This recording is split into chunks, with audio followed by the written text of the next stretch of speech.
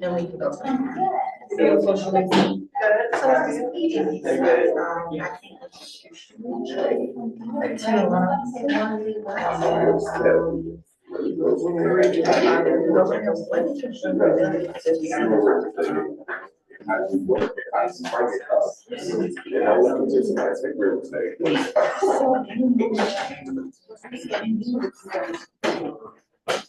Yeah, it's right across the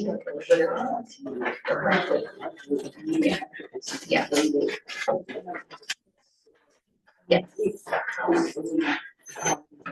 Yes,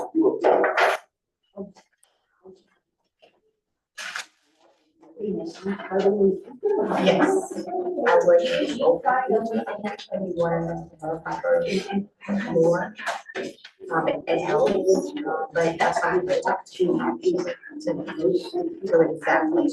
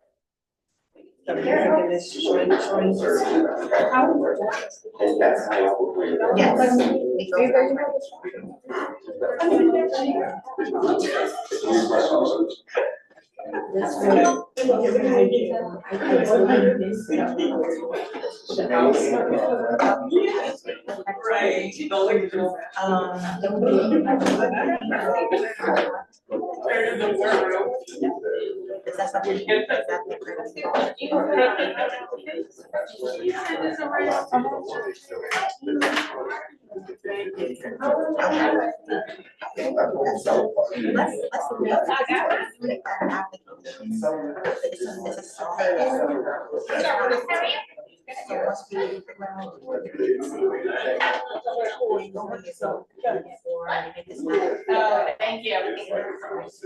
That was a bit pretty.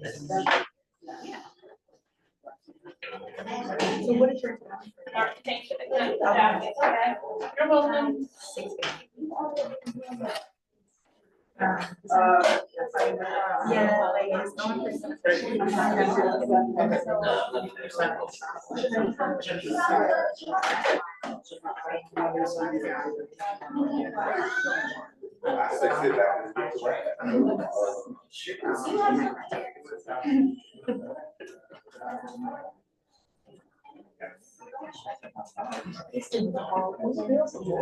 Thank you. Can't come here more often.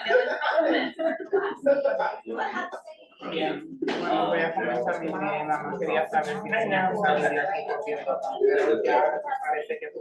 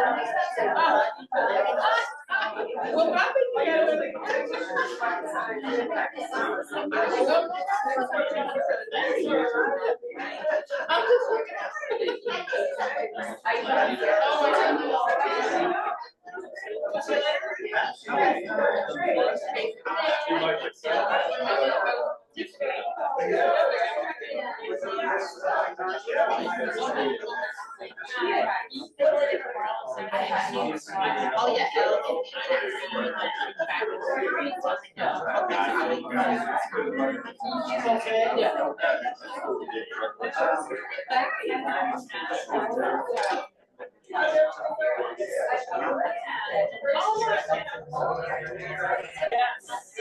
You know, bring a light stuff that, you know, not to say that we're no,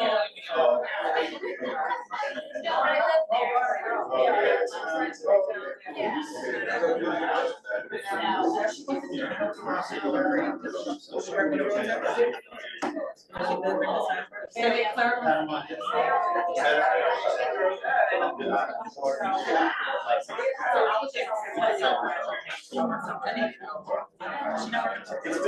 So anyways, we're gonna have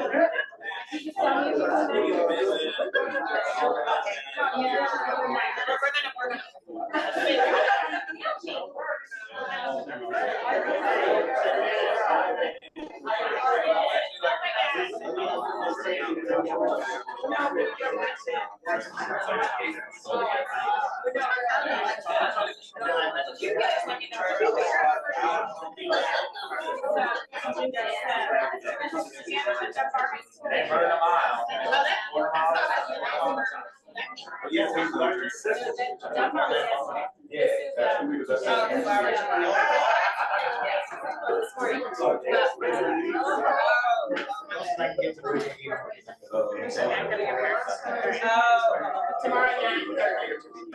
In Southeast. It's okay if you can't. Okay. Hi. I thought you were like a low. Good morning. Hi. Hi. All right, y'all ready to rumble? Good morning. How's everybody doing?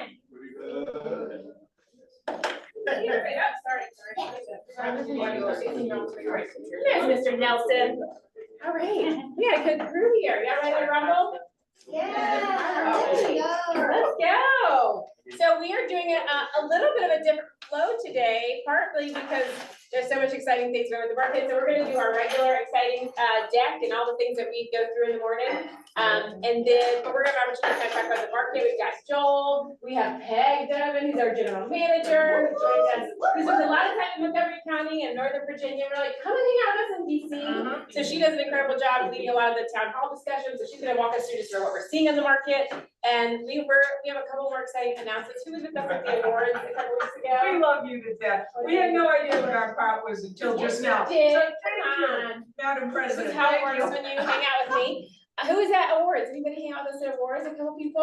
Yes, all right. So we got some follow-ups from some of the teasers that we had at awards that are actually ready to launch. And so we're excited to share those with you. Does that sound good? Yes. All right, Virginia, we're gonna start with bucket bills. All right, who has something that they are thankful for or a shout out that you want to give to somebody else? Come on, this is our time to be grateful. I'll shout out. Woo, yes, what you got? So want to shout out the MG residential team for all their continued Hold it down in support the front row. with Mission Mortgage and being the poster children, if you would, for the power of home. So I appreciate all of the support in business that you guys sent. Welcome. Thank you. Yeah, Lisa here. I'll echo that and say say, Eric, thank you for being the support in the foundation. Denasia, who's 60 days in on our team, had her second closing. It was an $800,000 deal. She did completely overseas in Germany, and she and Eric completely finessed that and brought them to closing without any hiccups or delays. So extremely grateful for you. And congratulations. Thank you.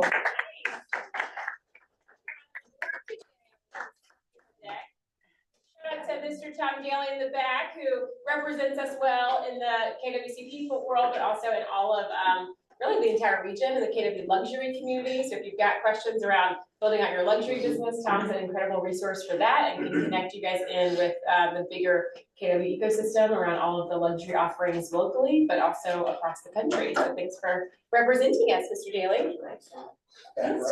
All right. At least one more, Okay. one more. We always do three. Come on, one more. You could also talk about how it relates to the mission. I would like to shout out Martin for Yes. the help with me re-entering KW and all my wonderful questions that I have. I love it. Who's first team meeting? Oh, okay, so we do this a little bit like church, you guys stand up and tell us who you are. What you did wrong. Yeah. Great day, everyone. I'm Lucia Henry, and I've been in real estate since 2004. I was a dual agent, and fear kept me from going all in again. I used to be a full-time agent back in the day. So I'm here today to reset, pivot, and thank you, Martin, Samir, and Virginia. It's like Virginia, is that right? How you say it? Virginia. For all that you've done for me. And I'm looking forward to working with you guys. This is your year. This is your year.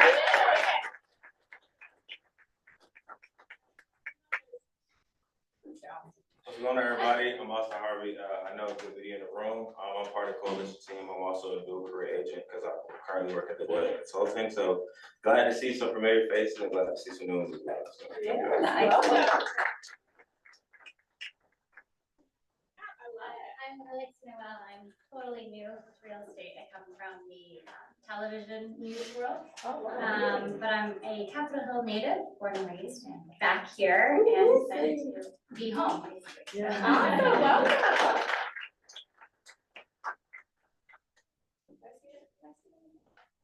Okay, well, welcome all of our new faces. We're glad that you're here.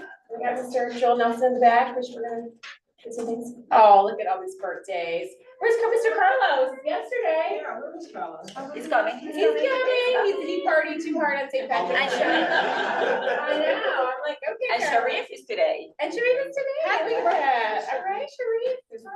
All these beautiful March babies. All right. And our welcome, for if you guys didn't catch our welcome last month, we welcomed Harmony, who is joining us by way of San Antonio, Texas, and she is joining us. Assistant team leader here in DC, really across the KWCP footprint, but we're excited. Welcome, Harmony. We've already got some of these people. Say hi, come say hi, guys. You get to do church too. I started my real estate career in 2020 with a small team in San Antonio, Texas. Small but mighty. I mean, Small but mighty. Powerful team in San Antonio. Yes, listings heavy team, and I was the inside sales agent, so I was doing a lot of the lead generation, appointment setting, and so I did that for 4 years, and happy to be here. So. Yes, welcome. You're gonna hear who Harvey's making lots of inside calls, outside calls, connecting with many of you, so welcome. And then we see some of your faces here, nice. Austin is here, Alexi, yes, Jamila, Angie, and Austin. Yeah. So welcome to the KW family. Oh, these are always good. And Austin, how did you get to KW? I went coalition through Ryan. Through Ryan, who's on the board. He's actually hanging on Austin right now with Mr. Keller. Yeah. But yes, so did you guys connected and he made the introduction? Yeah, so I knew Keith for about 3 years, and so me and him just kind of stayed connected because I was like kind of doing my own real estate thing back in Georgia. So when I moved here, he was like, man, it only made sense, right? And I saw kind of what everybody was doing, so you know, kind of let it. Awesome. well, we grow best through those relationships, so, congratulations, thank you to all of our referrals of last month, and we welcome more. And there's Denasia, we celebrate your second closing, so congratulations. You're the ground running, not even at like 2-3 months, you're like, oh, 2 closings already, so you know who to talk to get started. Yeah. Not done. Not done, just getting started. And we always celebrate our top listing. I think, Joel, this might be your second or third month at the top of the leaderboard. Whose listing is that I passed on the way in? Is that Tom's? Whose listing is that? I literally walked right past it. 625. Is it yours? It's 625 mask. Yes, all right, so you, still for sale, because that's what I came here last time. She wants to know when that was. All right, Joel, anything we want to know about Constitution top sale for the month of February? Yeah, it's funny that we've done some big ones here lately, so it Yes, sounds you crazy, have. that doesn't look as I big. know, it's not as big. I looked at this too and I was like, where's the 2? But okay. That was a house that I helped a guy buy 10 years ago when he got divorced and needed a new bachelor home for him and his boys. And so it served well for that, and then was a rental property, and then he just turned over the keys when the tenants left and said, go at it. And so it was a messy lift. It's right around the corner, and now we were excited to see empty nesters whose kids are completing their suburban life and they're excited to resume city life. So as long as that kind of that kind of demographic continues to move, that's what feeds our little practice here around the hill. Yeah, I love it. Amber, you were on the board last month and back on the board this month. Anything interesting that you saw with this listing? So my little takeaway for my aha for people, so this was actually in my neighborhood, so happy to do it. People I knew very well, I knew the house very well. It's kind of a tough market in Petworth where you were seeing more inventory sitting, so pricing really matters, had great clients that really understood the strategy. But I will say, we end up with 4 non-contingent offers, all pre-inspections, and all those people that came through the, or that offered, where their first intro was through one of my open houses, either a neighborhood open house or the weekend open house. So that's what I'm saying, is post open houses on your listing and follow up with their agents if they're represented, because oftentimes the agents don't know, and these people just fell in love. We end up with a great situation where we closed 11% above list, so, yeah. So you were on the board last month for the Brooklyn listing. Yeah. You were the second agent, so I had to talk about you when you weren't Yeah, there. sorry. But no, it's good, because I feel like that's one was an interesting one, because we also will look at the stats and see these cancellations really creeping up, and you grabbed that as a second agent. Yeah. And moved it. And it was a KW agent referral that her aunt was an agent in Florida and called and said, hey, I need someone good, and we ended up being a good fit. And yeah, I think, there's great opportunity there. I think people really value honesty as you're going after your listing. Because you did that one with a big price reduction. Oh, yeah. Well, it was not even priced. So when it was initially listed over the summer with another brokerage, it was listed 150,000 higher than it should have been, frankly. It was like not in the market at all. And the photos, I mean, there were lots of areas for improvement, but price was the biggest one. And my clients, when I showed them the data, didn't question it at all and said, you're right. And I said, I'm sorry you had to go through that experience. Your property was never worth that, but we're gonna get it sold. And then I referred them to another KW agent. Now they've bought a place up in Maine, so. I love it. That's like a whole ecosystem. I see, I missed that part of the story. That's why I knew there was more to share. But I think that's a really powerful one as we start to see inventory creep up. We also saw all the exciting headlines over the last couple of weeks about inventory and activity. And this is the result of some of that inventory that comes on, is that you're gonna start to see second agents, third agents, and a lot of it's like, you wanna be the first agent and stay in that position? Are you having like the real conversations, honest conversations about what's happening in the market? So I love that example. It's much better to be the second agent and be honest and get it sold. And our $1 Million Club, congratulations, all these folks sold over $1 million in volume in the month of February, which was a very light month across the DC market, so congratulations. Amber's on that board, Joel's on that board. As well, so good job. And we always recognize our top team members. Look at that, Fulcrum coming in, the top 3 across with our Fulcrum crew. Nice job, Sam, Susan, and Brittany. All across the board, top 3 on the teams. Brittany, yep, so a nice crew. Seda, Joel, Martha, Shelly, Chris. Which Chris is really hanging out over here? Jade, Shelly, Abel, all these. So when you see them, shout them. All right, y'all ready to jump in? Yeah. Yes, okay, so Peg and Joel, we're gonna have you guys talk us through sort of some market things that are happening. I did put this up to give us some context. One, if you are not checking on Bright, so Bright did an incredible job. Tom and I get to represent you guys on the board of Bright, which has over 90,000 subscribers across the 5-6 states that we're a part of. So when all this crazy headlines came out on Twitter, right, we saw all this stuff, that really had a lot of misinformation. So Bright's response was like every single week, we are going to tell you what is happening, both across the entire greater DC region, and probably what's even more powerful is the local, like very local data, which becomes critically important because it is very different what's happening in Frederick, Maryland versus what's happening in Capitol Hill. And so understanding that data. So they just show you like, is the market going crazy or is it not? So when you look at new listings across the entire metro region, DC, greater DC, which is like Northern Virginia, DC, the Beltway, Montgomery County, Prince George's, you had 7% more new listings. Well, what happens in March? What is March sort of the beginning of?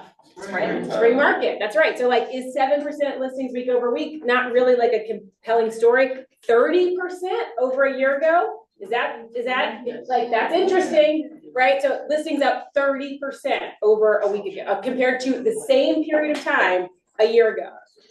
Sales price pretty flat. Bright, total Bright, again, 6 states. So I just look at that for context, not really any other information. And then obviously this is where it gets interesting, right? To Amber's point, how many listings in the past week had a price drop? That's really important if you're trying to say to a seller, look what's going on. Showings is probably one of the even more powerful ones.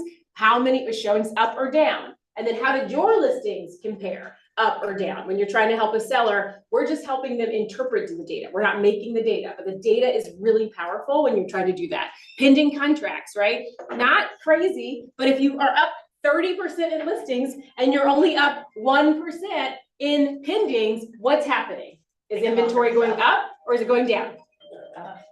Say up, right? That's going up, right? Because we had 30% more listings hit the market and only 1% more compared to a year ago went under contract. That means you have 29% today more listings on the market because they didn't absorb. They didn't go under contract, right? So that's just important to know, especially as you come local. This is DC Metro. So if you're coming in, it's gonna look very different if you have a listing in Bowie versus a listing in Brookland.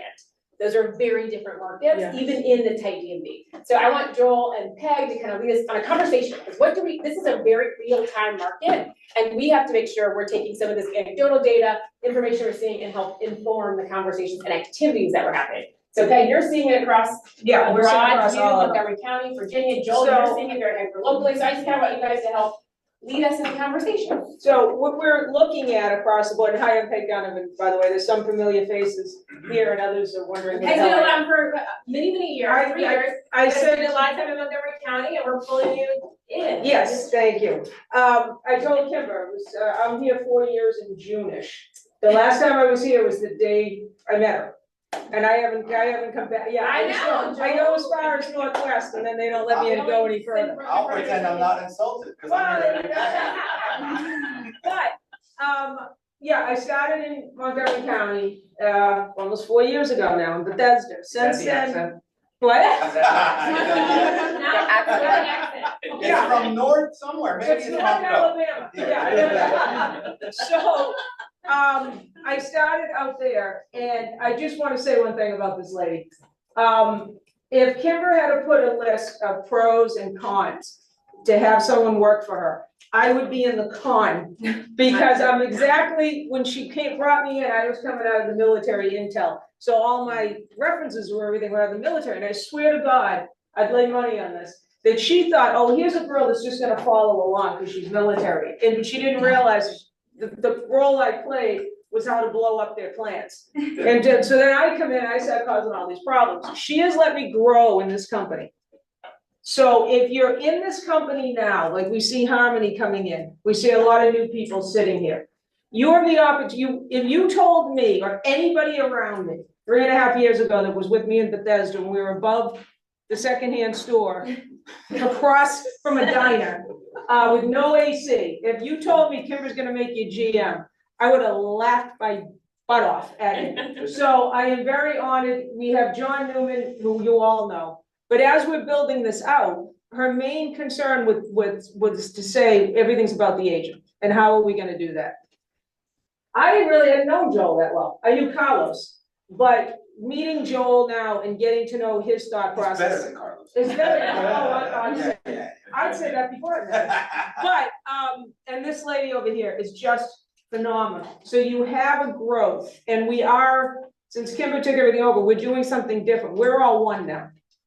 So as I look, we were in Stafford with her last week, and she was down there. And then Virginia.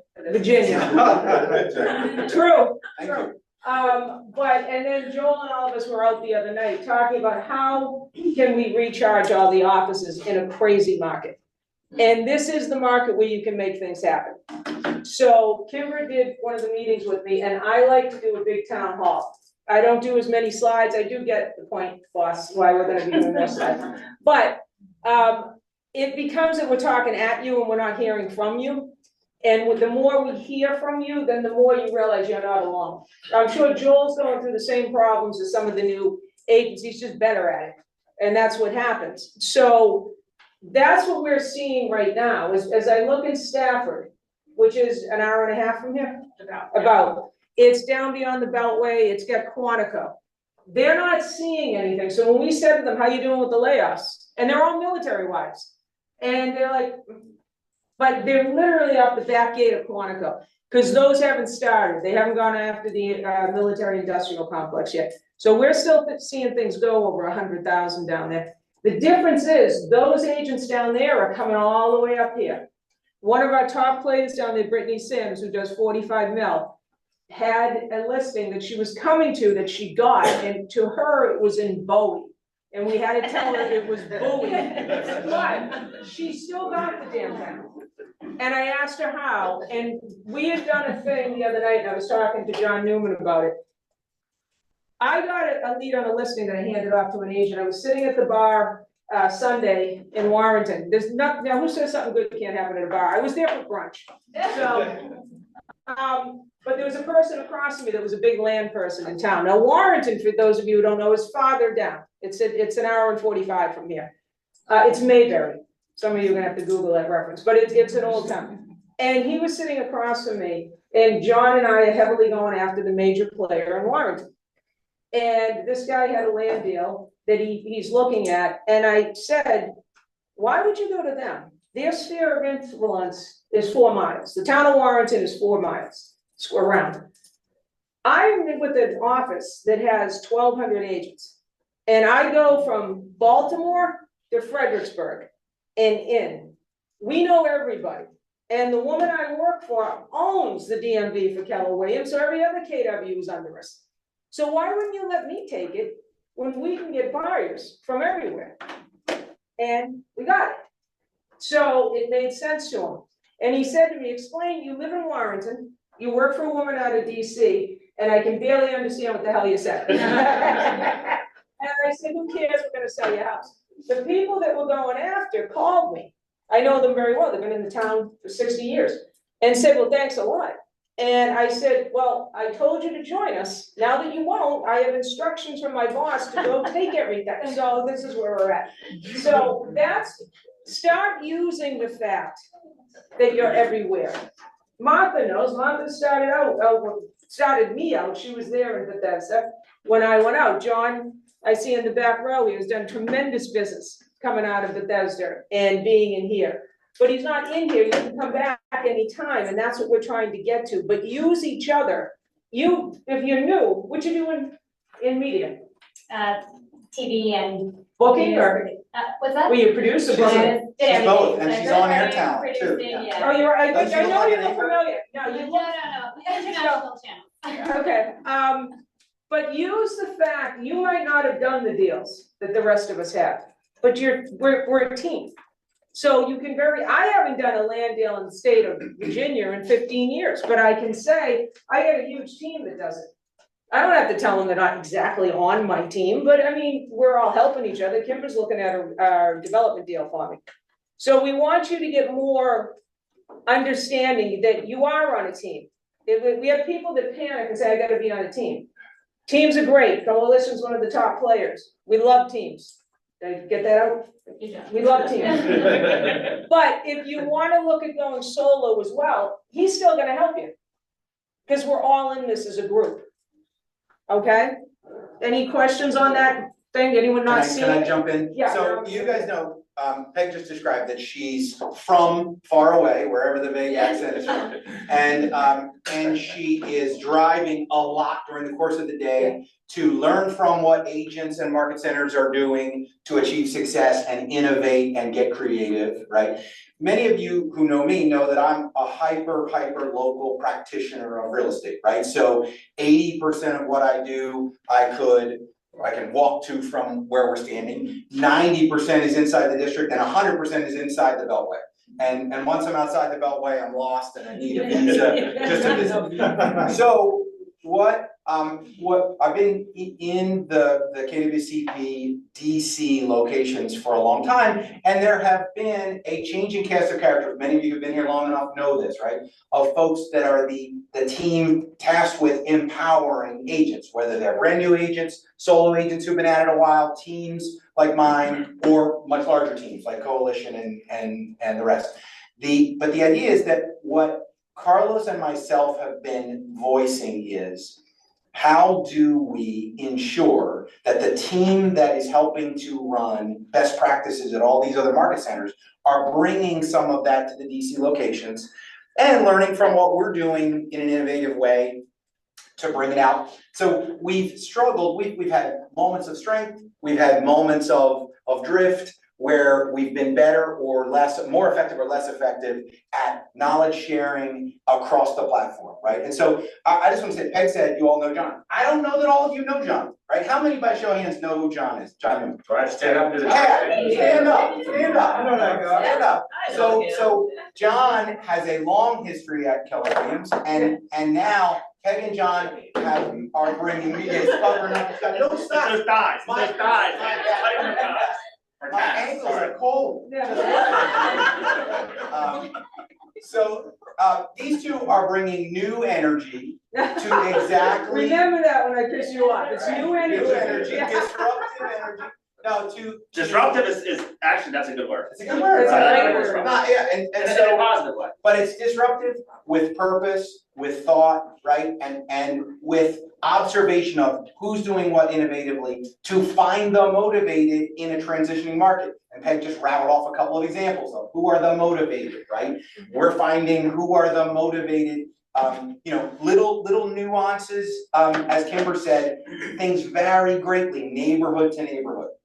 Not just in terms of how much new inventory has come to market, because we haven't seen anywhere near 30% uptick year over year in March within a mile of here. And certainly they haven't in Arlington or in Old Town Alexandria or in the core of Bethesda.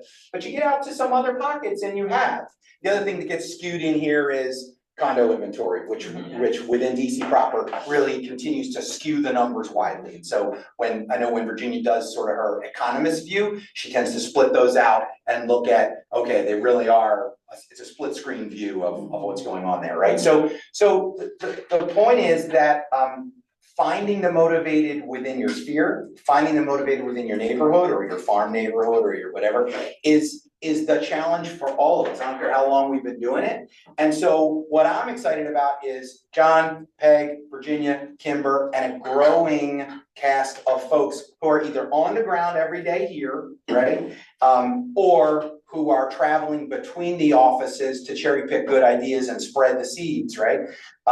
That's what Carlos and I have been saying is like, we've had lots of good ideas over time. We've implemented them with mixed levels of success. That's full admission. And yet I speak as an agent, just like you guys, to say, I want to know that people are feeling supported, that people are feeling the energy. So sometimes I think we're all moving so fast and we're moving from place to place that we assume we know who's in what chair, whose job it is to be there and support you, who's a resource that you can call upon. So anyway, today the whole idea was come on back down to Capitol Hill. It's a lot closer than Warrington. I spend a lot of time in DC, so I'm in here quite a bit. But with one of the things that we're looking at, who's writing a deal this week? Who just signed a buyer's agreement? You just said you knew. I'm not. Not even real estate, you see it. Okay, you signed the buyer's agreement? Did you get the commission that you, the compensation that you wanted? Yeah. Okay, all right. Who else just signed an agreement? This one right here. Listing? What did you, how'd you do? Oh, that's a good story. Tell your story. Yeah, what's your story on the listing? The three options and what Oh, option yeah. they chose. So this is just, I helped him buy a few, I don't know who you are, okay. my name's Donald. Donald. Oh, I know who you are. Okay, all right. Like that. No, very good. Sign the listing, you're perfect. So, no, so all this chatter, to talk about the commissions and how it's, to be very clear and transparent about what services are offered. So I came up with different service packages, one's at 4%, one's at 3%, one's at 1%. They all offer different varying packages. And this is my first time to really showcase and explain it to somebody I work with. Within like 30 minutes, we're like, we'll go 4% full white glove. What was the 1%? It's a basic standard, just like put a sign up, put it on MLS and negotiate the contracts and offers and stuff. What were the special extras for 4%? I was just gonna say, So what's for your 4%, I do contractor management, I don't pay for it, but I manage everybody that needs to come in and out of the property, landscaping too, I offer a home warranty, I do, and staging, basically. Do you pay for the staging And and the staging the and warranty? And the warranty, okay. But do you see, because there was a time when we all did that. What he's doing, which is brilliant, is breaking it out. And when you offer somebody, I've been in it, my parents had a business, I grew up in it. And I've been in it myself in 18 different states. So, when you offer somebody, the reason we go to Nordstrom's and Bloomingdale's is because Kmart's not as fun, oh, Kmart's gone. Target's not as fun. Because it's an experience to go to Bloomingdale's and Nordstrom's. And what's this? Neiman's, thank you. It's an experience where if you go to Target, you don't put on a full face. I'll walk into Target with a pair of sunglasses and hold the door and knows me. I will not go down to Bloomingdale's. And I don't know anybody, but I'm in Bloomingdale's. All right, your Bloomingdale's, your Nordstrom's, your Neiman's. My God, Jamoki, is that ring getting bigger? Yeah. Is that the same ring? Or did you upgrade? No. Trade it up. Trade it up? Yeah, she gave me the ultimatum. I'm staying, I'm going, you give me a bigger ring. All right, so who else wrote something? I saw somebody. You don't count. Why don't I count? I'm not just a pretty face, like I sell houses. What did you write? So it was on a Baltimore house, and so of course they were offering 2.5, but what I've been seeing is that agents, which as long as you are, I guess, notifying both parties in the transaction, you can get paid from both sides. Yeah. So I'm like, okay, I went yesterday and I asked my buyer for another 2.5%. And so he ain't signed the offer yet, but he'll sign it. He'll sign it by the end of the day. One of the things that we're seeing, one of the things I do in team meetings is we don't mention names, but we bring up problems. One of the things I'm seeing is I had a new agent call me 2 weeks ago and say, she got in it because she wanted to be in commercial. And we all look at them like, go sell a house, and then we'll talk to you about commercial. Yeah, I mean, it's just not, commercial they think is easy. So she called me, she said, I am showing a house to a friend who's gonna sign a buyer's agreement with me. But the friend doesn't wanna pay me. So she's gonna sign the buyer's agreement that says, unless the seller agrees to give me 2%, she won't buy the house. So I invited her to find another brokerage when she started arguing back with me. You cannot represent, we have a fiduciary responsibility to represent the client, not our bank books. If you're doing that, you're not representing your client. You might as well go to Redfin and know you're gonna get paid, because there's no respect there for the client. Would you ever do anything like that? Please say no. No, okay, because if you ever said yes, I'd be, yeah. But what? The question. I specialize in first time home buyers. And I know all the programs. If the grant has extra money, and they sometimes do, you can't ask them to use the grant money. That's different.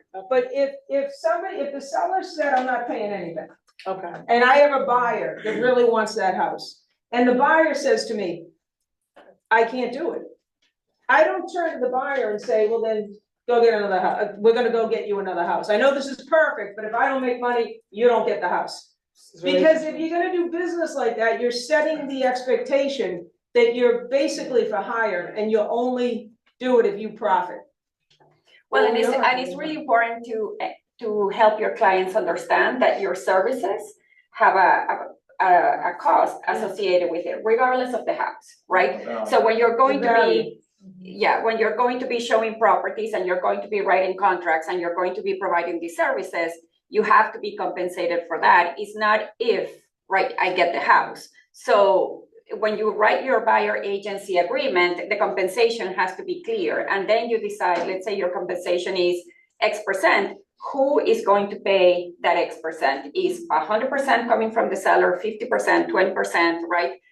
In your case, for example, your buyer compensation has to say 5 because you're going to be compensated 2.5 from the seller, and it cannot say 2.5, it has to say 5. And everybody needs to understand that, right? So I think that when you have doubts about how the mechanics of this works and how to communicate with your clients, come back to us. Just and we can call guide us you. and we'll walk you through, because if you do something like that, you're really just representing the seller. You're a sub-agent. You're right? Yeah. You're a That's sub-agent. really- What did you have? Well, so I had a situation where, my sellers didn't wanna pay another agent at all, so I hosted an open house, found a buyer, then luckily one of our agents were like, I'll step in and handle this for free just to get the transaction under my belt, you know, It's a great agent too. So I mean, I always say, I mean, if you guys face a situation like that, call around and see, like, hey, can you represent them? Can Or you? call us and we'll help you get somebody will the help. compensation. Because we're not working for the Salvation Army, there's red, but it's not a red button. You know, there's red, but that's The it. other piece is, if any of you are struggling, right, with the language, the dialogue with sellers around why is it in their interest to be paying buyer broker compensation, which I know that news trickles, in our world, everybody was in a panic a year ago about the coming initiation of the settlement terms. But in the outside layperson's world, in some cases, they're just really beginning to pick up, hey, the rules have changed, right? And so if you're struggling with that language, keep in mind that at the end of the day, supply and demand rules the dynamic. And so it would be one thing if we were living in a world where for every listing, there were 5 or 10 buyers lined up around the block, and sellers could simply say, I don't mind if I lose the X% of buyers, right, who can't afford to pay their own agent, right? I'll lose them because I've got redundancy in terms of buyer side demand, right? But as Kimber just flashed up in the number, if we've got 30% more inventory, right? Not in every little zip code, but if we've got 30% more inventory, I would venture to guess that in this neighborhood, which is still a pretty low inventory environment, right? And in most other neighborhoods, it is still easy to demonstrate that it's in the seller's interest to contribute to buyer compensation because of the buy side and sell side buy demand So balance. what's the dialogue on that? If you're talking to a seller, what's the dialogue? So I think it's very specific on like the market that you're speaking to. That's right. Right, So like and you the gotta type- know you your have- market. You have to talk to the seller, like who is gonna purchase this house? If you're talking about an area where you have a lot of first-time home buyers and stuff, they're not gonna be as cash heavy. Exactly. So it's gonna be more incentive to offer more in that case. That's right. You're in a market where it's almost all cash buyers and people are flush with money and like very cash strong position, then you're in a different scenario. even when you have some of the buyer agents on our team have sold properties approaching $2 million here in the last month. And even in those brackets, these are people who just from a philosophical standpoint want to build that into the deal, even though sometimes it's hard to even reconcile why that makes sense, given the amount of down payment money that they're putting down. They could pay their own, but they philosophically like the way that it worked, right, for many, many, many, many years. And if you get even high enough, I get email e-flyers and stuff where they're offering buyer agents 4% because you're in such a high bracket. We're seeing that. Your clientele is very precious because you have very powerful group of buyers. So the point of that is that I'm not saying that we won't, at some point, we'll get in some zip codes, in some micro markets, we'll get to a place where the demand is so strong relative to the inventory that sellers will be able to get choosier or push back harder. But I would venture to say that most of you and me are not working in that environment right now. So to Peg's point, just focus in on, are you prepared? You know, I talk in terms of pie charts. If the pie chart is, this is your buyer demand, and every slice is a different demographic, are you prepared to lock this slice of the pie out? And if so, are you shrinking the overall demand for your property, which is gonna shrink the amount that you can command for your property, right? And most sellers, when presented in a very simple way like that, are gonna say, yeah, that's kind of penny wise, pound foolish, that doesn't make sense for me. Well, I think Amber's point earlier, like, tell the truth. Like, I think sometimes you're trying to sell, you're so excited that you let them drive without the right information. And if you don't help them understand that the likelihood is you're going to have to offer something, the buyer's likely gonna come to the table with something. So understand how that's gonna impact your overall net as a seller. Yeah. I'm gonna just be honest with you about what the market is. Yep. So that they're not going forward with an inflated expectation of what they should get, especially if in some of those pockets, in that Brooklyn pocket, stuff was not moving. Right. So like you look at Northeast as opposed to Capitol Hill, Brooklyn had this glut of $1 million plus stuff that was not moving. And so the idea that you would even think that you're not gonna offer a concession, like if you're gonna move, let's just be realistic. What you wanna do when you talk to your sellers is two things. If they say, I don't wanna pay anybody, my family was in it, I was young. My family was in it when the first buyer deals came along back in the late 70s up in Massachusetts. And everybody was fighting it. And what my father used to say to people is, look, because back then everything was still coming from the seller, and they would say to him, why would I now he was the top sales, my parents, in the 3 towns. So what they would say is, why am I paying him? He's representing the buyer who's gonna rip my house apart. And my father used to say to him, I never forgot it, and I've used it 100 times. The more educated the buyer, the better we are to take the offer. Because when we take the offer, your property comes off the market. Now, if I get somebody that isn't represented, they probably aren't pre-approved, and back then we barely did it. They probably don't even know what a home inspection is. They don't know this, they don't know that. If I have a great agent with them, and I know the agent, he's great. Now, if he isn't, then you can play with that, but I know the agent, he's great. You want that educated buyer because we're pulling your property off the market for 2 to 3 weeks. Why would we do that? This is where the business is going. So if you don't offer anything out, we are not gonna get the level of educated buyer that I would hope for you, and it's my job, because then you get back with what am I hiring you for? It's my job to make sure you get the most you can get out of the deal. So let me explain why everyone gets paid and what we're getting. And be the source, don't turn into a begging situation because you never get it. What's your script? Somebody says, I don't wanna give anything out, aren't you good enough to sell it yourself? We have not a difficult time with that, partly just by talking about market realities. Certainly, I do give a bit of time to what Peg just described, which is we need an invested, trusted advocate inside enemy lines, right? But behind enemy lines, we need them in the camp of our negotiating partner, right? To effectively keep information, trust, right? And inertia and motivation moving forward. So I have 2 offers. When this meeting's over, I'm gonna go and I'm gonna help a seller decide between 2 offers. The terms effectively are now identical after a little bit of wrangling and negotiation. So the terms, the technical contractual terms are identical. In one case, the agent, the buyer's agent, has said, these have been friends of mine for 20 years. I'm so invested in them getting this house that I'm going to contribute back to them X dollars of my compensation to make sure they hit the finish line. Well, doesn't make a lick of financial difference to my seller. But is that an intangible that's valuable to my seller to have somebody who's a trusted partner on that side, right? That the seller is helping to contribute to, right? Who's helping keep that train moving along the track. Because to Peg's point, we're gonna pull it off the market for 3 or 4 weeks as we head to closing. and lots can go wrong, right? And so, it's this subtle, nuanced, intangible, and contributing to that, to the incentive of that kind of performance behavior really matters. Doesn't mean the guy's gonna work against the interests of his buyers, but he's going to find creative solutions to speed bumps or hurdles or whatever those buyers might encounter. Now, this is one of the best communicators in the business. So what would you say, Mr. Newman?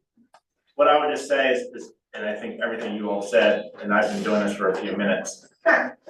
We're in a world where there's a lot of uncertainty. Buyers are more squeamish now than they were in 2019. We're also in a world of somewhat declining interest rate environments and increasing inventory. So what does that mean for you all? And like I said, I still sell between 40 and 50 listings a year. So I'm not just a pretty face, like I'm actually in the game. But here's what I'm seeing right now, and statistically, may or may not have a slide, but between 20 and 30% of all contracts are falling through right now. Yeah. So it's not just finding motivated buyers, but when you're representing a seller, you actually want to find a motivated buyer as well. So I had, I put 2 under contract this weekend, and within 48 hours, both of them fell apart. One of them, I've never seen this before. Client submits an offer on a buyer submitted an offer on Saturday, seller executes it, ratified or executed, whatever you all call it in DC. I don't sell houses in DC, so I refer them out, hint, hint, hint. Sunday, the agent calls me and said, listen, thank you very much, buyers got cold feet, they wanna back out. I'm like, okay, great, I'd rather you back out now than back out 15 days from now. Monday, they wrote another contract for $10,000 less than their contract that they wrote on Saturday. That's bold. And guess what? The seller took it. No, because they aren't on the market. Because they've already been on the market, and a lot of times that first offer is the best offer you're going to receive. So when you're working with a buyer, it's what is their motivation? When you're working with a seller, I work harder now to make sure that buyer is qualified. I research the agent. How clean is their offer? I'm looking at all these intangibles because I don't care about receiving offers from my seller. I care about getting them to close. That's right. So pay attention to all these little There's things. one other trick you can do. Or else you're gonna be selling at the same house 3 and 4 times. Well, and you're gonna be running with the same buyer for 15 different showings. If you're gonna write an offer and you're not sure what's going on, the house has been on for a little while. Back in the day, we always called the listing agent, said, hey, what's going on? Now they'll look at you, they'll hiss at you. Like, I'm too busy to talk to you. One of the ways to know if they're willing to take an offer is if they'll take the call. If you call somebody and they say, hey, Kimber, I see your house on Cap Hill. And she says to me, everything's online, I'm right in the middle of something, but thank you. Then I know, okay, this is still. But if she says to me, yes, it is, do you have any questions? I know, okay, maybe I can get, not every offer has to go in. I used to say this all the time on Bethesda. No, you don't always have to start over asking. Look at your terms, look at what you're doing. You get a cash buyer, you get someone that's not gonna do an inspection. Don't always go for the cash. It's like when we're trying to do our growth with agents coming in. We don't always have to say, we'll give you 100%. We know what we have. So always test, always make that phone call and see, what do you have? I was gonna say, you should always call. I don't send out anything because I wrote up offers in the beginning, send it over. They're like, oh, we've been had an offer already. They just didn't change it over on MLS. Well, that's the other reason. So I mean, I tell people, don't make a move, don't do nothing. I don't even show houses. I'm like, do y'all have any, y'all got offers in hand? Are y'all reviewing? But here's the rule of thumb, if they will talk to you, it means they're getting. All right, one other thing, we have one of the best movers in the business, because he's moved us how many times, Kimber? A lot. A lot. So I call him Dan Moyer, but I know he's gonna talk later, but I just want to give him my endorsement for whatever it's worth. That and $5 will get you a cup of coffee at Starbucks. He is phenomenal. So, and we have Eric. Eric, what are you seeing in the business? That's you, you have to raise your hand. He has a slide, he has a slide. So you want me to sit now or you want me to? Oh, did I jump? You jumped ahead and said. Okay, I'm sorry. That's not my time yet. No, wait, there's. But, so you see all this value in the room, like there's an incredible brain trust. So don't, if you're struggling, if you've got a client, you have a deal, like pick up the phone, you have it on the broker side, right? You've got Samir and Virginia, and I think there's just an incredible wealth of resources, even if they're not in front of you every day. So lean into it, because this is a market that is complicated, it's complex. It requires a lot of energy and effort, and sometimes just that extra to get somebody over the finish line. That buyer agent likely was a good agent that John just described, and ask their client, they're getting cold feet, what would it take? Because if you can get to the objection, well, I just don't feel like it's worth it. When I woke up, just didn't feel it. Well, what is the number that's worth it? And they put it back out. While that seems kind of unorthodox, they didn't lose that buyer either to go back and hire one of us to say, like, go back and do it. So, It's interesting, not only when they submitted the first offer, this seller offers a 2% compensation to the buyer. When he submitted the first offer, he had a 2%. When he submitted the second offer, not only did they change the terms, but he increases compensation to 3%. I'm like, dude, I love this guy. Now I'm trying to recruit him, so. Raj, you guys hear me? Remember, Raj? Hey, Kimber. How are you? This is like a throwback meeting. I love it. No, just a quick note on the whole commission thing and that, you know. And we can talk about commission openly because, why, Virginia? Because we're under the same broker. So you couldn't be sitting in with 5 long foster agents in the room, but because we all are under Virginia, we can have open conversations about compensation. Okay, now. So, right, so That's my political discussion. We don't get in real estate jail. So in the commercial market, it's exactly that, you know, kind of supply demand, right? If you're doing retail, you're getting 3 and 3. If you're All right, doing. we say happy birthday when Carlos walks in. Happy birthday!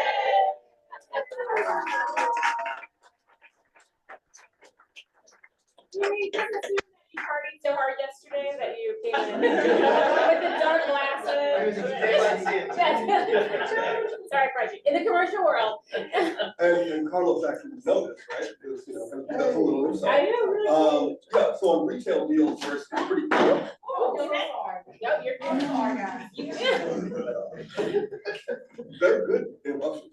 They're at 3 and 3, but the office market for the past however many years has been 2 and 4. It just shifted because the market shifted to, you know, kind of an even keel to your leasing agent, you know, kind of representing the tenant gets 4%. If it's a sublease, like I've gotten paid 6% on some deals, right? It is what it is. So because of supply demand, right? Like there's not enough tenants, right, coming into the commercial business. So they're trying to attract not just the tenant, but the agent to say, hey, show them mine, right? Yeah. See me. So if somebody is, well, it's always been done this way, well, the same thing happened in, you know, kind of office. It was always done this way, and then reality kicked in that this is what we need to do to make a deal. So if you want to use that, take it for what it's worth, but that's what's on there. Ask for 3%, that's right, okay. Did we have one more? I just have a comment. So I had a buyer close last week that sometimes people are weird about what they think is important. The seller really wanted a full asking offer, and they were offering a 10K seller credit as whatever. And so we went in and been on for a little while. We wrote an offer lower, you know, and still asked for the 10K credit for my compensation or whatever. And they were like, well, right now that's not gonna work for us. So we gave them the full cake, but then we asked for 2.5% for my fee. And it was just like, for whatever reason, the seller just wanted full asking. It wasn't the net whatever. And I still got the 10K seller credit for my buyer and my 2.5 commission. And it was just weird to me that like they cared about, so it's just identifying what was important to them as like a term. Yes. And then I was just like, okay, well, we'll just do it this way. And then, That's why when you call the listing agent, you always say, what is important to the seller, yeah, right? Yeah, that's a great point. Some are doing math the way we would do math, because you're like, okay. But those are all the things. So I love the powerful production conversations in this room, because you want to proximity matters. So you're gonna be around people that are in production, that are having these conversations, because those are things that show up as you're getting in and doing more deals and more business. So one of the things we announced at the leadership at the awards, which is lots of fun. If you missed it, we'll see you next year. We talked about services. One of our big initiatives this year across the entire KWCP ecosystem are value tools that help you drive more production now. Like, right, how do we make sure that we've got a lot of incredible technology tools that we've been rolling out over the last couple of years. Those are incredible. We need to augment those with tools that you can do more practice and do more business today. So this is one that we've looked at a number of different products. Key Please will launch tomorrow, so you guys are the first to know about it. And so this is a tool. What happens today is our agents on teams, our solo agents, Amber tries to go out of town, and she's got a great network, so this probably doesn't happen with Amber, but sometimes we have an agent who's like, I need, of course, the second you go on vacation, your client says, oh my God, we haven't been ready for 2 months, but this perfect house came on the market and I have to see it today. And Amber's like, well, I'm in the Bahamas.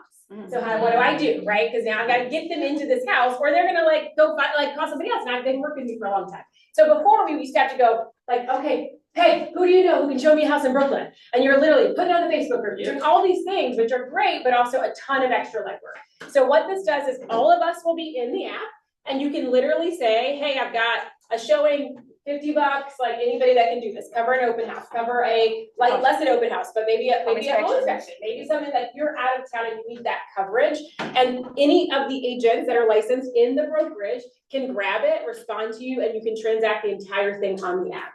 And so it's really nice because you actually might have, like, right, somebody, you might have a top agent who just like, Carl was like, hey, I'm already in 16, that house is 2 doors down from me. I'll grab it, right? It'll send the alerts. It's a great way for us just to be able to communicate, to harness technology, to make our jobs easier when we think about leverage. So we're in the process of, good job, Martin Charles, when you see him getting everybody's information uploaded, we have to tell them which states you're licensed in because we have all these fabulous states that we all work across, and it'll allow us to have that bigger platform. We will have agents in DC on it. We'll also, because Virginia is our principal broker, it allows us also to have our Montgomery County, some of our Virginia agents. So you might have a deal, Brittany Sims, right, who lives in Stafford, but just took a listing in Bowie, right, and she might say, you know what, I don't really want to do the open house because I'm gonna get it there. So it'll be a great way for us all to communicate and to get leverage in our business so that you can also have big businesses, but also big lives. You know if it does geolocation on your phone, like if you don't just set your area, so like if I was out in an area and somebody got a need, I would get an alert. So like if I was like out doing showings or something like that, or if you're a new agent and you're like, hey, I would love to, get some experience. Right. Like it's not just like, oh, I normally work at this neighborhood. It's like, oh, I actually happen to be out in Springfield and I would pick it up. I think when you set up your profile, you can say what you're willing to do. Okay. But I don't know if that identifies where you are right now. That's a good, have the location picture on your phone and use that. Yeah. We're in touch directly, obviously, with the app team and development, so I think we can ask directly, like, hey, does it have it, or is it in the development plan and pipeline? So it goes live tomorrow. They have all of your information right now. They're uploading it, so when you see it tomorrow, you'll get an email alert. You can download it now if you're ready, and it'll be up and running, and you can people will start to. And there is no initial cost, so you only pay when you need to use the service. That's right, and it takes a little percentage on both sides. That's how they make their money. So it's no cost to any of us, right? That was also one of our important things. We're trying to keep our costs that we all pay to run our businesses as low as possible. And so this is something that if I'm gonna pay $50, like the person doing it is gonna get 40, and I send it out, like, right? So just transact all on the platform. Yeah, this is a game changer, so thank you, Kimber, for. Yes, and Tierney, when you see her, one, give her condolences. She did lose her dad last week, but she has been pushing and advocating hard on this with Samir on the PC side. And so we're excited to tell her when she comes back, like, we're here. So I'm very excited. I got one for Yes. The contractor, so I don't know if you want to know, but I am a licensed contractor. How are they verifying licenses, et cetera? Are they not contractor licenses? We're providing agent licenses because this is all just agent services. So this would just be agents connected to each other within the brokerage. So they'll verify, like Joel would not be able, if he's not licensed in Virginia, he couldn't be like, I'll grab a showing for you in Virginia. That's what we do. We're verifying ahead of time that an agent is only taking an opportunity where they are licensed. Yeah. And they do that on the back end. So if you're not licensed in Virginia, you're not going to see those opportunities. That's right. Yeah. So this is only related to the agent license. So anything on this. Well, what I'm saying is that how are they verifying the contractors that they have listed? The agents still. No, you're the contractor. Oh, so we're. There's no GC work. It's all agent work. So like a showing, covering a home inspection, running something, it's all the services that we would need and would need to be licensed for as agents. So agents. I think what this means is if the listing agent has a contractor going And we need to into the let them in. house. Okay. Yeah, can you Okay. let All the the things, yeah, right, can you that let you're- the HVAC contractor in the It's all house? leverage. Yep, it's all leverage, right? So that Okay, that makes it's so that you can step away from your business and have it continue, or you can just be in another showing and you can't be in two places at once, and so you have leverage. So the goal here is like, let's create a platform where we can support one another, encourage leverage and balance. And for the agents that don't have as much experience, this is a great way to do real estate activities for other people, right? And just get that repetition and that experience. That's exactly right. Yeah. Exactly. And we have a lot of, you saw Hagerstown on there, you see Baltimore, like we've got a huge footprint. When I look at the list of closings, like you guys are covering everywhere, hours away. And so sometimes it might make more sense. We have an office in Towson in Baltimore. So it might make sense that you've got a showing for a listing in Baltimore and Carlos is like, for $50, or I could just pass it off to somebody who's already there and. Joel will take it. No, that's right. That whole idea. I don't know.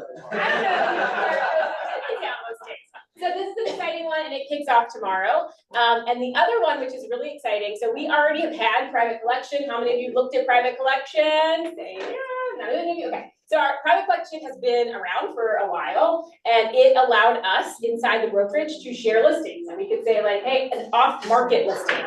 So you have a listing that's not on the market yet. Joel could pop it in. Actually, Sheena just put one in there. I think Latrice put one in there. I think Latrice is our most recent one. We have almost $200 million in off-market inventory and volume sitting on private collection today, right? So this is all KWCP. Actually, right now, just KWCP DC's off-market.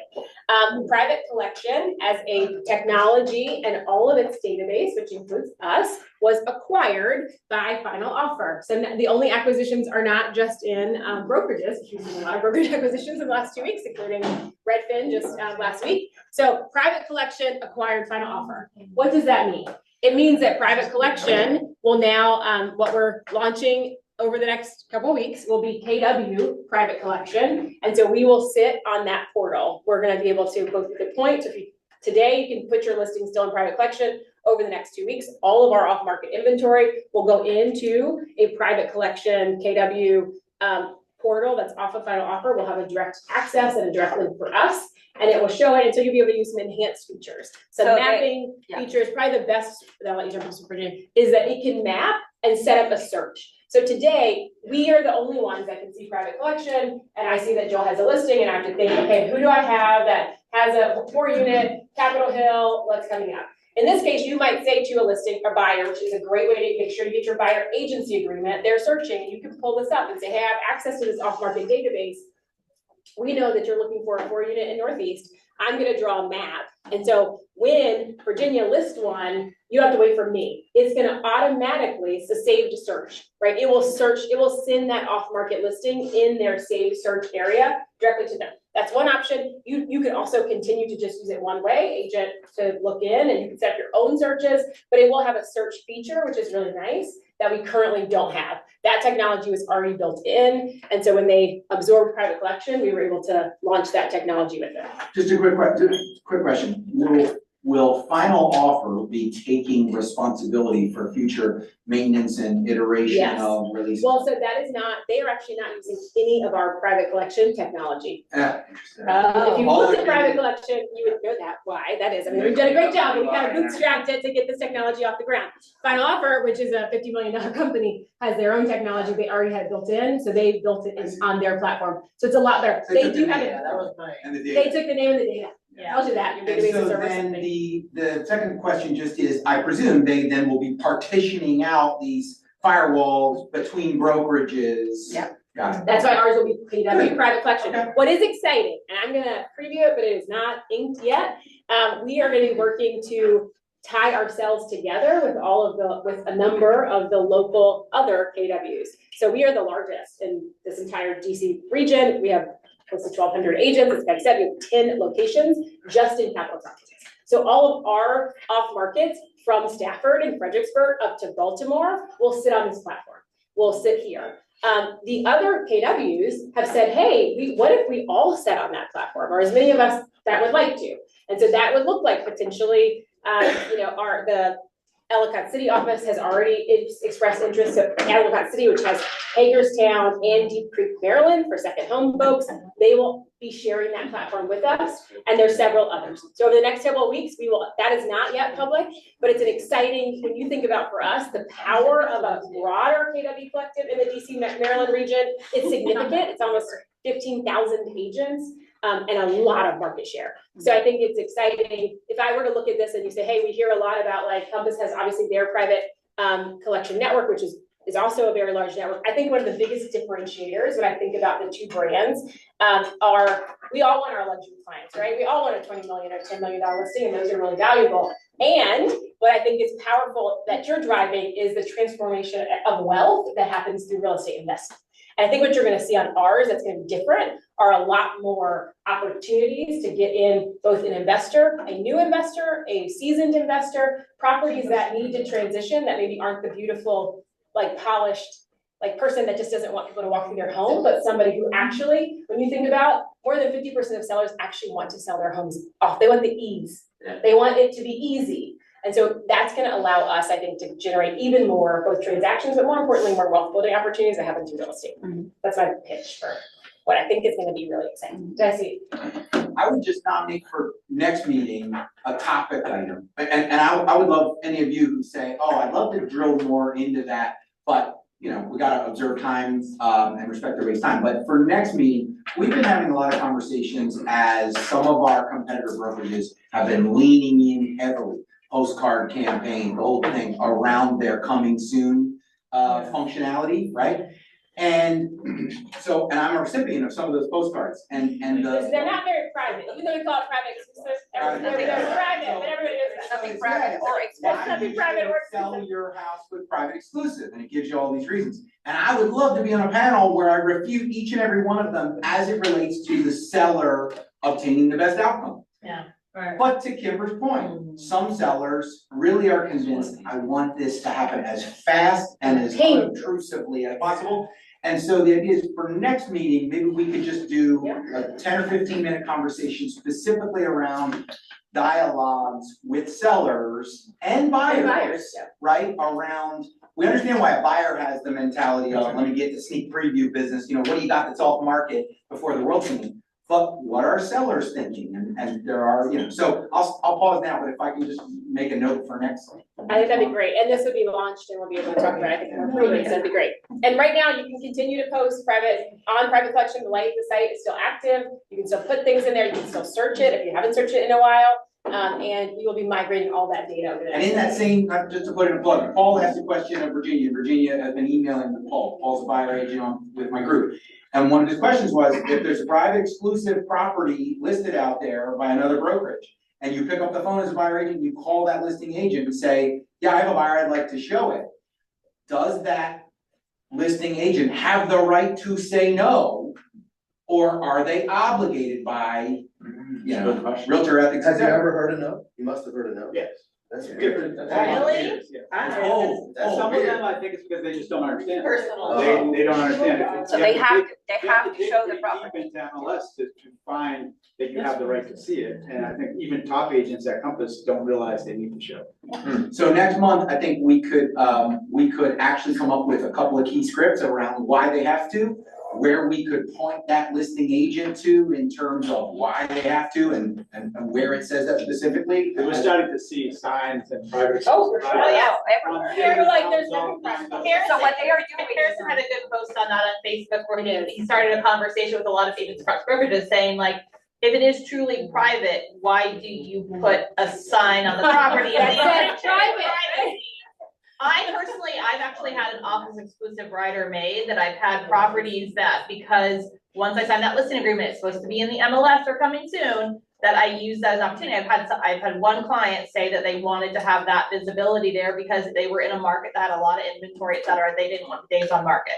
So that was one of their big motivations. But in preparation for that next month, Daniel Brewer, who's a top agent at Compass and I believe an investor in Final Offer, has on his YouTube channel a good explanation of what they call their three-pronged marketing campaign, going from private exclusive to Compass coming soon to public. And it really gives you, it's easily refutable, as Joel said, it's easy. But for the 100 transactions that have closed without getting to MLS, you can't refute it. So, and for the buyers that are seeing the private exclusive signs and wanting information, you can't refute it. The reason why they are doing that is because they want to drive buyer activity directly to them. That's the bottom line, right? And there's a lot of debate in the industry about whether or not this has all sorts of different housing and there's all sorts of issues around it. And yet, I think to those points, we said, are we doing ourselves and our clients a disservice by not creating at least an opportunity, which we already had in private collection, but being able to say this institutionalizes it, and it is, you are required. So if you're in the two statuses, if you are in coming soon, you cannot show a property, right? When you go to the MLS and you're in coming soon. When you're in office exclusive and you're showing within the office, if you start doing, like, telling everybody else that you have got to, as the agent, you've got to show it. It's on the market. It is active. It is not in MLS. It is in MLS in the back end. It's not publicly on every website. But you have an obligation to show it as an agent. I think what Bright could do, or industry could do, first of all, is stop counting days on market. Because that's what they're saying right now, is they're publicly saying, put it here and your days on market don't count. Test the market. Test the market. Test the market. Pricing, Yeah. right? Even It's a hotly debated issue. So, and Bright would tell you whether or not we don't experience it this way. Bright does not actually start to count. They know when it goes in, and all of that data, which is why sometimes you'll see on Zillow versus another website, the day on market count is different. That's not a publicly available data point from Bright. What they're doing is calculating it sometimes off it within. So that's what Bright's argument has been. Well, we don't actually give them that information anyway. They're actually taking the day you activated it, and then they're calculating it based on their own calculation. Our days on market data is an internal calculator that only agents can see. That is not how we experience it. The month before the change, there were 0.5% of non-represented transactions. In January, they're 5%. Yeah. So it's starting to be actually. Yeah, it's a thing, especially in our local market. So we're in the game, use it, and we'll be talking a lot more about it over the next couple of weeks. Okay. Great. All right, I think it's, oh, yes, do not send gift cards to anybody. I don't know how they continue. Harmony, who has not even been here a month, was our most recent victim, although she did not send. She said, hi, Bo, are you, like, what do you need? And then the message came through. We will never ask you for a gift card. We will, Virginia and I were the last ones who were the targets. Me, Virginia, Peg, nobody in this room is gonna send a text. So if you get it, say, no, thank you. I think this needs to be added to the onboarding packet. I feel like everybody Yes. that onboards Where's Martin? ends up Yes. getting this text. Yes. Also, where it says AM, that's not no spam, okay, Oh, yeah. that's not no somebody from. There you go. We will never ask you for a gift card. That's how you know it's spam. Okay, we will not. And we have Red Day coming up, but we still will not ask you for a gift card. This might be a text. So just another quick plug. So when you look at pictures, right, you need to, when you're going to use a picture, you need to know the source where the picture is coming from. The internet is not a source. If you say, oh, I saw it on the internet, it just says the metro station, it says Brooklyn Metro. You are not to use that picture if you don't know the source, if you didn't take the picture yourself, or if you didn't pay a photographer and the photographer gave you the rights to use the picture. We have had multiple cases where agents have had to pay a lot of money, or errors and omissions insurance would not cover this. So it would be on you to cover, and we have seen pretty big numbers, sometimes double and triple what the commission that you got paid was. The beauty and the challenge of AI and all the technology is they can literally scrub hundreds and thousands of pictures and find the matches. So it's not somebody just sitting in a room clicking through. Like, they're literally scrubbing for the image, and the second they do, we get a notice. And so we are just— Virginia, I had to deal with this as a teacher. I can show folks at the next meeting how to find publicly usable photos. I love that. Thank you. The real estate guy. The guy that's Joel, anything that you would add to that? Yeah, I mean, I'd be happy to share, guys, that, just real talk.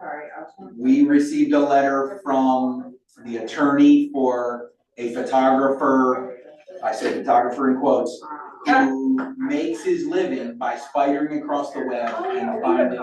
And it's not just that, it's also graphic images. So Yeah. I will say too, that there's companies that have built a cottage industry, much like our Gottopa guy in DC, that literally just say like, hey, I'll sell you the service, I'll take X%. I'll find these people. I'll send a, demand letter and promise to like bust you. So it's an industry. If you need motivation, the demand letter is $40,000.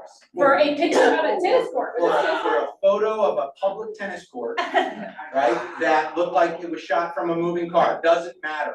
It had a meta tag, he searched for his meta tag, emailed me, the property was on the market for 2 weeks. That was the extent of time that image was exposed. 40,000 was the first demand letter. I said, that's insane. I offered him $2,000.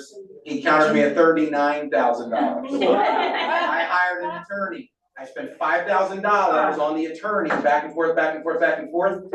The extent of this professional, very expensive intellectual property attorney was, we got him down to $37,500. That's the check I wrote. $37,500. So if you guys, $37,500 for a picture of a tennis court, so don't do it. And you eat it all. And again, if you have a listing coordinator, that also applies to your listing. You cannot say, oh, anybody, right? You cannot say, well, that wasn't me, right? It's your listing is Which under we have you. used, we've said, but no, that was the admin, and then, no, it's all you, it's you, so just stay away.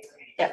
And I think it's one of the reasons why, while we do all this industry stuff, and sometimes it's crazy, when you think about homes.com, and when they acquire, right, a photography company, and they say, we're gonna give you, the seller, the free photo, like, think about how all these things start to tie together, right? When now they own the photos, right? So it's just making it that much more challenging, and so just get your own stuff and.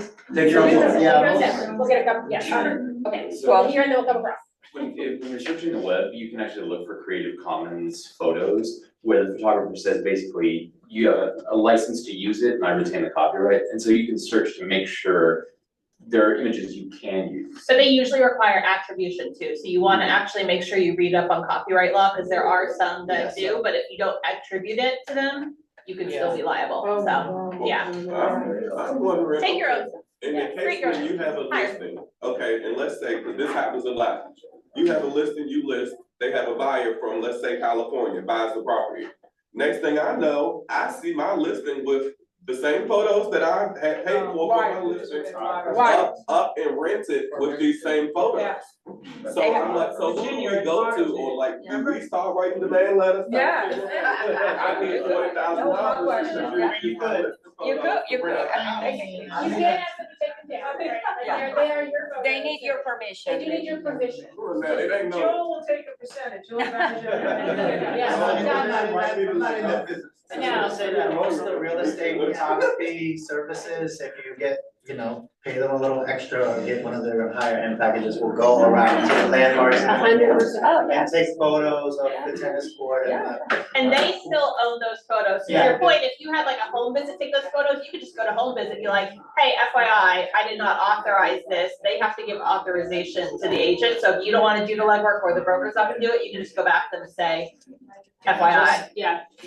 Best thing to do is pay that extra. Pay that extra money. All right, so I know it's a lot of stuff, but we're trying to keep you as much money in your pocket as possible. So we've got Katie, and I thought I saw Kimia. Katie, anything we need to know on the UT side? Hello, ladies. Hello. If you have not met Kimia yet, I hope that you will soon set up some time to talk to her about your business. She is our client experience manager who's helping everyone with marketing, farming, getting yourself out there, making the most out of your business, making the most out of your sphere. She's helped me up my social media game a little bit. I've got my voice stuff.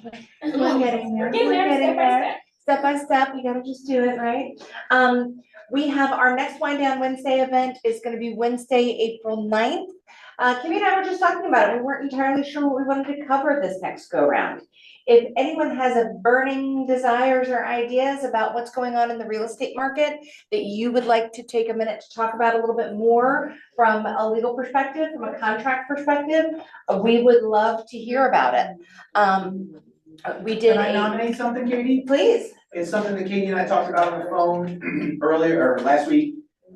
A situation that's common where you're negotiating a home inspection back and forth, right? I would like this list of fixes. Well, I'll do most of those, but not all of those.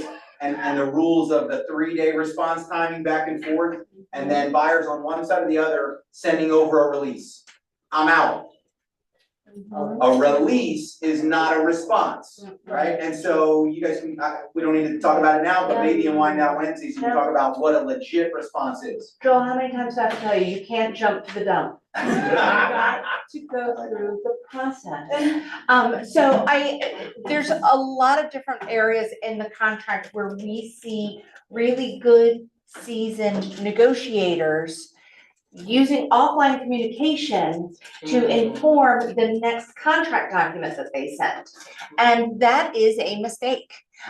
It's a mistake that you might not get your hands burned for on the first, second, or third time, but at some point, someone could catch you out on that and say, that was not a proper response. I let the clock tick out. So that's a great topic. If anyone else has ideas that they want to talk through, topics they would like to bring up, but right now I'm framing that as negotiation timelines in all 3 jurisdictions, the do's and the don'ts. Can't jump to the dump. Can't jump to the dump. I like the subtitle. All right, thank you guys very much. Now it's Eric's turn. Now it's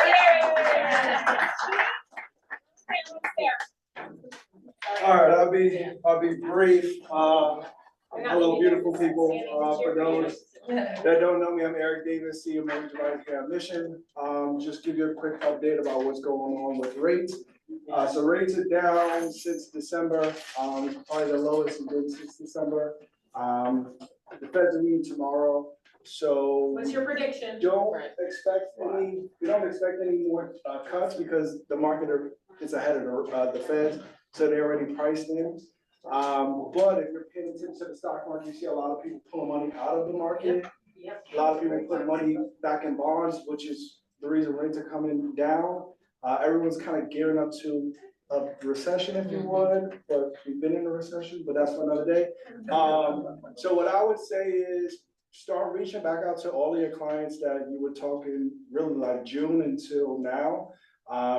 And kind of give them that insight that rates are coming down and show them maybe what those payments or what their out-of-pocket situations look like. And if you have something like that, let me know. But definitely this is the time to get in front of those people, because if you don't, they're probably going to transact in the next 3 months or so.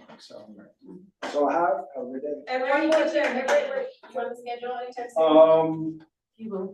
I will be. All right. But I'm also doing, my coaches gave me permission to share a recap. So 2 weeks ago, they had one of the top agents out of the Boston market teaching a class on how to put together events for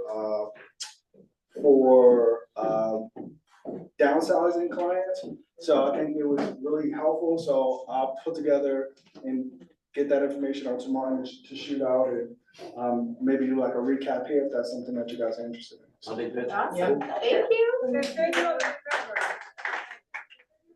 right now though, is if you have buyers sitting the fence, because they're waiting for rates to come down, you've got to educate them that what happens when rates come down. Prices go up. So you can't refi a price, you can refi a rate. So get in the market now, and then Eric will talk to them about buying now and refining later. We can't talk to them about buying later and we'll get them less money. So you just can't, it doesn't wash.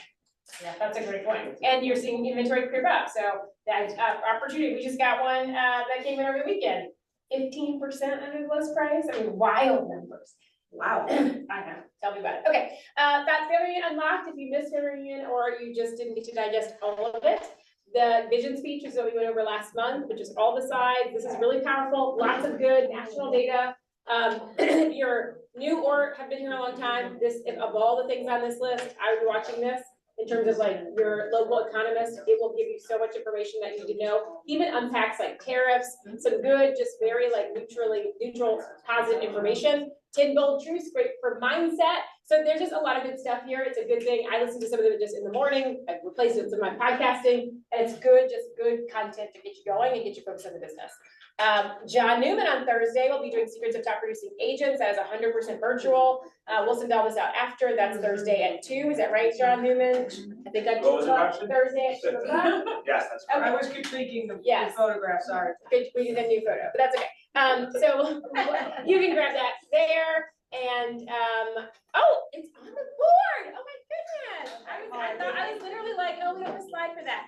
So we're doing this a little bit differently than, in the past, we've done, which we are still gonna do a hybrid version of this, we've done an incredible women's brunch, which so many of you have come as we celebrate Women's History Month.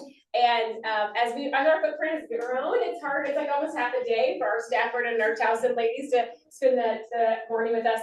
So we're gonna do a couple of like smaller brunches throughout the spring, but we're gonna do Women, Wealth, and Real Estate as we celebrate, we close out Women's History Month a week from tomorrow. Look at that. I'm like, yes. So on Wealth Building Wednesday, I'm so excited because I was like, oh, look at that side. Anyway, I'm really excited about this topic because if you didn't know, women currently control a third of the household assets in the United States. And in the next 5 years, with sort of this great wealth transfer, as the boomers start to transition wealth, women will control 2/3. 2/3 of the household assets. Who said that? Silver tsunami. Silver tsunami is gonna get you to a lot more women in control of real estate. And so we need to be in control of your own wealth, and you need to be ready to advise women, your female clients. So Kimber, is that is on Zoom? it is. Look at this. It is. She's okay with it. I'm so excited. Okay, so You wanna actually men allowed, that was the question. you I was. prioritize the seats. We give 1 month. We give 1 month. You can start yourself, John. Okay, all right. Here we go. We got lots of other great events. We'll send all of this out. KWCP inclusion. I love it. There's a Women's History Month panel happening. So these are at the national level. Some great events. Mega Camp is coming up in San Antonio. So if you are looking for your August professional development, many of us will be there. And we close out the month for Women's History Month, right? Find out who you are and do it on purpose. Our very favorite Dalit Carton. Any other questions, thoughts, comments? Sponsor, Moya, are you on there? Oh yeah, what you got for us, Moya? There you are. I'll bring you guys in food. Give me just a quick second, I'll run through it all. Yes. Just clicker, I think I have some You slides, got I'll run it. through it. Before you tell us what you got. Just to mention, Thursday at 8:30, my monthly market session. This is- Thursday. Yeah, this Thursday. It's always the team Thursday, meeting. This 8:30, YouTube, Paul Knows Real Estate, take a closer look at the market. Those weekly stats, I don't know if you covered this, but so we saw listings were up 30%.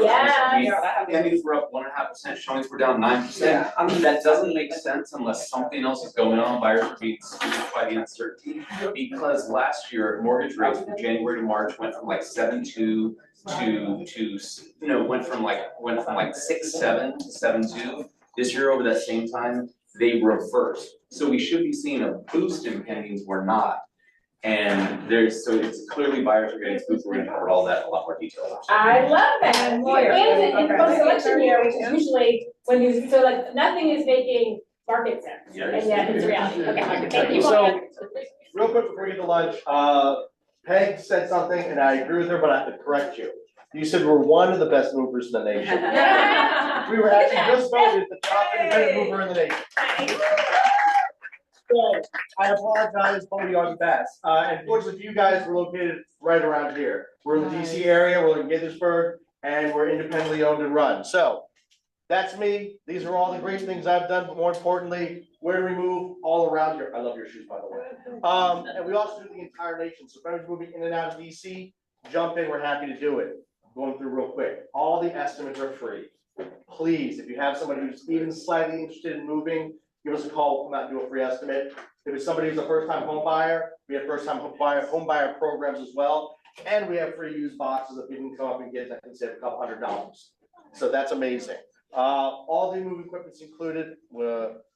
Optional services, we unpack, we pack.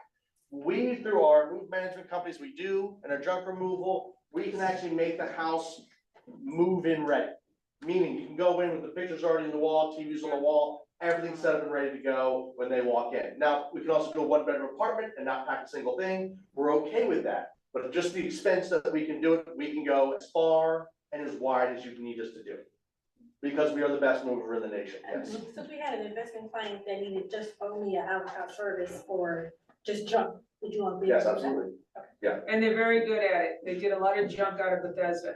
And Towson, so we just need to Yeah, Towson. so thank you for that. Speaking of silver tsunami, that's gonna be a big issue as this happens. Yeah, the thing is, so NASM's, National Association of Senior Move Managers, and also now Specialty Move Managers, the two people that founded it, about 15 years ago, now both work for Mortgage Move Management. So if you do need that downsizing, that organization, that special touch to get those seniors out and get them in a community or in a community, we started it by saying, hey, we have somebody has dementia and they have to move from one spot to another, and it has to be identical. So we take that concierge feeling and put it into a move as well. So that's available for you guys. Wait, there, people were scanning. Oh, yeah, sorry. She's behind you. And then you Oh, have, okay. Yeah, you have the slide. Dan, you have a clearance level too, right? Yes, You're just we are government backed, so we have been the Secret Service mover since 1973. We're also big in the military. My dad's 100% disabled veteran and we're a Gold Star family. So we try very hard to make sure we take care of not only the government, but also the military. I have a question. Yeah, go ahead. Take your time, man, we're not that hard. I'm just making sure, like, In the grand scheme of things, where do you show up pricing wise? Usually center high. I mean, all of our employees have to be vetted. So every single human being that walks into your client's house has to be a lawyer and son's employee. So we can't have the same pricing as somebody who doesn't know who's walking into the house. Also, there are trucks. So this big, beautiful blue trucks you see, that's what you're getting. You're not getting a Penske truck that had one time just been wiped out. So you're getting quality and that's what you're paying for, just like you do with the agents that are here. You guys aren't going for 0.5%. Yep. You know, and you don't want that either, because those are the agents who are going to be here doing things for a very long time. Question. So, yeah. jump in. The storage facilities, how long? So the shortest we've had is, a couple hours, the longest is 28 years. So So you do long we term. do long term, yeah. Yeah, that's someone who's not a lawyer. Yeah, so the longest has been a lawyer, and it's still there, so that's 56 years. So, yeah, so that's, and then for you guys, of course, there is, and I sent this over on a PDF, 10% off all local rates, 10% off packing supplies, and more importantly, if you do need a quick storage, we do have 30 days of no charge for that storage available to you guys. Wow. So, Yeah. so I'm available for any questions you guys have. I'm here for any questions you have. Again, we just got voted the best mover in the nation independently. That's the quality we have. That's the quality we want to give you guys. Please let me know if you have any questions. I'm here for yes. Thank you. Great, it's lunchtime. All right. ALC at 1. Thank you, everybody. See you guys upstairs.